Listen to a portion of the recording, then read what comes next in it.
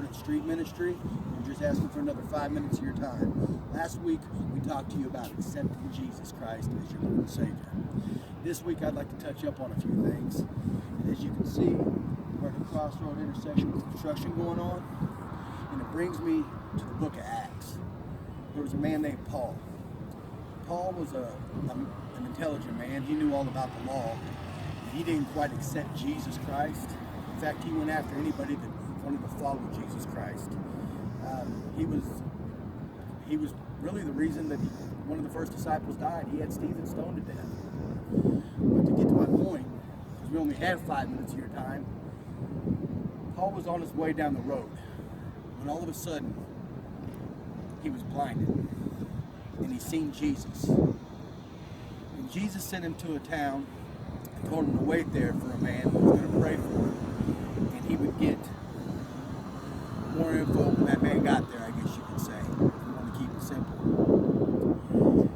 But he went there and he waited, and God spoke to this man to go pray over him. And the man went and prayed over him. And as soon as he did, and Paul accepted him, they said it was like scales lifted from his eyes. He could see. And that's what happens when you actually turn your life over to Jesus and you accept him, is that you're not blind anymore. You see that light. Okay? That's when the construction and everything goes from destruction to construction. We stop tearing down and we start building up. Okay?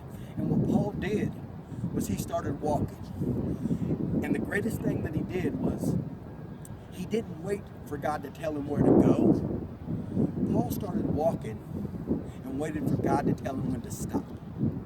Okay? And then when he stopped, that's where he preached that gospel.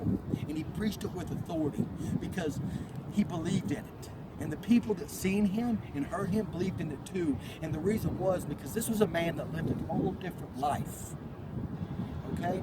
No man that lived his life would serve Jesus. And that's what it comes down to you. When you start preaching this gospel and you start doing things for Jesus in Jesus' name, people are going to look at you and say, it has to be real, because this person before, that wasn't who this person was. They're out here doing this now, and they used to be this person. See, God took everything from your past when you accepted Jesus and threw it away.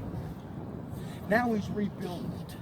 What used to be a place that was just bare is now going to bear fruit. Okay? Things are going to grow. Construction takes place. New roads are going to be laid. Okay? People will probably get in your way, and you're going to have people that try to stop you. But that's okay, because before people tried to stop you anyway, and you didn't let them. Now is when the healing begins. Now is when the building begins.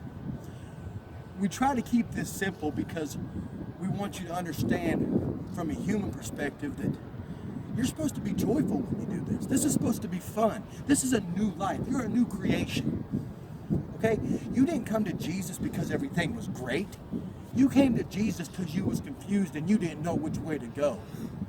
But now all Jesus is telling you is to walk. He said, put both hands on the plow and don't look back. He says, let the dead bury the dead. He says, everything you've done before is forgotten. Don't worry about it. He said, I made a brand new you. God sent his son here, and I think I said this before, for the sick, not the healthy.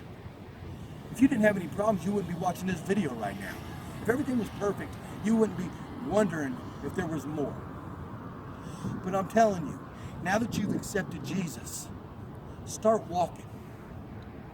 Start doing those things that you feel led to do. Don't worry about what other people think. Do what God puts on your heart. And I promise you, he'll make a way for you. Narrow is the road. It's less traveled. You got to stay out of it. Remember, there's a crossroads in everybody's life. And when we come to those crossroads, that's when the choice begins. And I hope that you choose Jesus. Jesus is the way, he's the truth, and he is the life. I want to thank you for your 5 minutes. And remember this, it's not my way, and it's not your way, but it's Yahweh. You all have a blessed evening.